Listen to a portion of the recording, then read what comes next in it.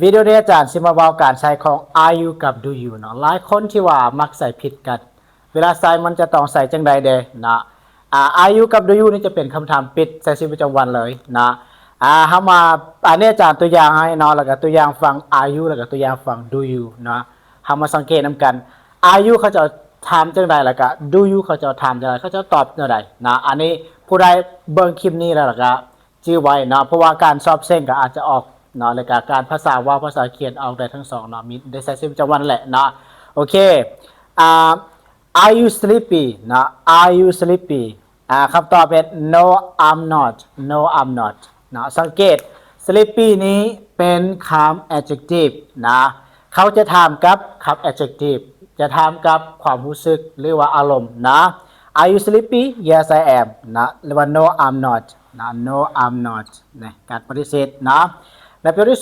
2 are you tired are you tired อันนี้ก็จะเป็น adjective คือกันนะ adjective ต่อว่า yes I am นะ yes I am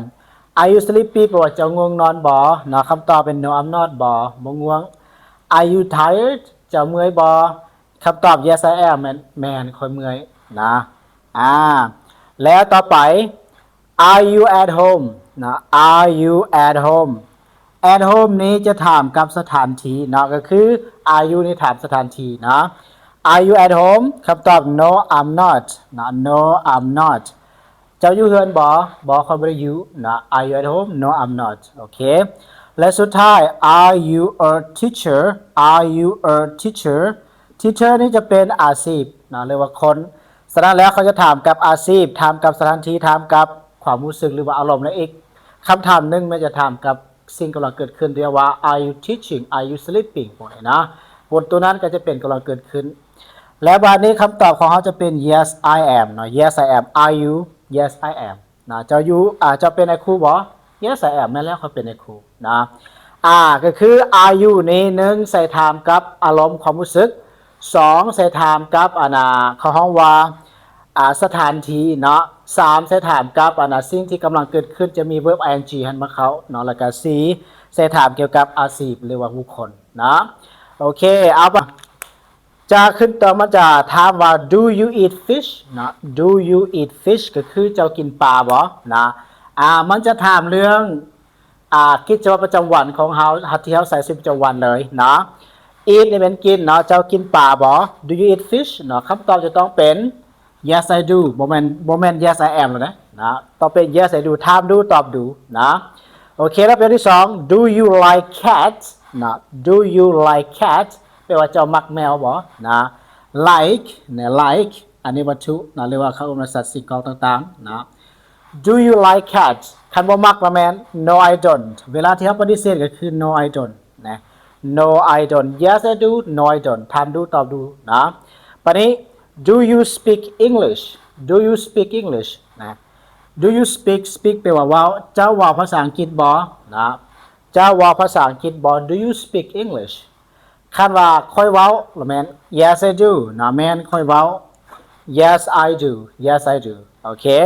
แล้ววันนี้ประโยคสุดท้าย do you have a car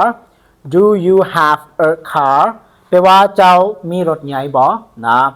เฮาบ่มีต้องตอบว่า no I don't นะเท่านี้จบนะการใส่ของ do กับ are you do you are you ก็คือ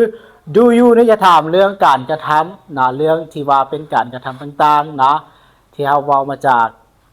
การเคลื่อนไหวต่างๆนะเคลื่อนว่า do you นะและบัดนี้สรุป are you นี่ก็คือถามอยู่2 3 4 5อย่างเมื่อกี้นี้นะแต่ว่า do you นี่ก็คืออย่างเดียวนะสิ่งที่เป็นการกระทำ eat ก็คือการกระทำได้มาจากปากนะ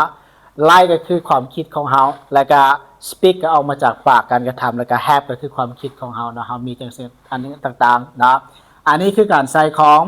do you are you นะง่ายๆที่ว่าทุกคนห้ามพลาดเนาะเบิ่งแล้วให้มันเข้าทำความเข้าใจบ่เข้าใจแล้วมันเสร็จถามอาจารย์ได้นะเพราะว่าตัวนี้เขาจะใส่ชีวิตประจำวันเลยเนาะทุกคนจะได้ใส่เวลาอยากถามเขาเจ้าก็ต้องถามสไตล์นี้เวลาอยากตอบก็ต้องตอบแค่นี้บ่มีหยังหลายคำตอบนะประมาณนั้นเด้อโอเคเนาะสำหรับผู้ใดที่ว่าอยากฝึกเรียนภาษาอังกฤษด้วยตัวเองเนาะอาจารย์แนะนำปึ้ม2เล่มนี้เด้อ